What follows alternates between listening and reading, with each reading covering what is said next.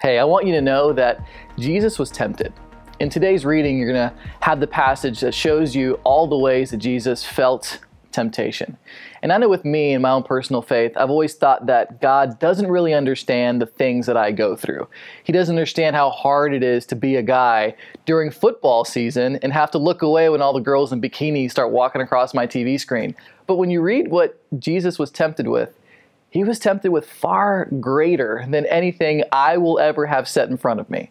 Yes, sometimes as a guy it can be hard to go, okay, I'm not gonna look at the hot girl too much, but literally the devil tried to put the world at Jesus' feet. But he went back to the truths that he knew.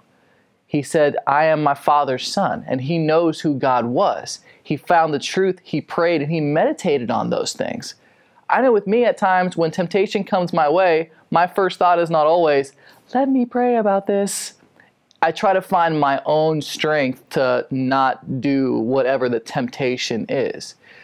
If you rely on your own strength, you're going to fail. I spent a good chunk of my youth into my early adulthood failing constantly.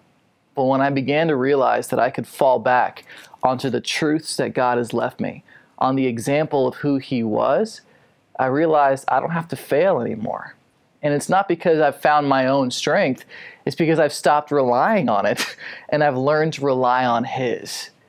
All those times it felt like God didn't understand the temptations that a man would face or I would face, or maybe even you, I was wrong.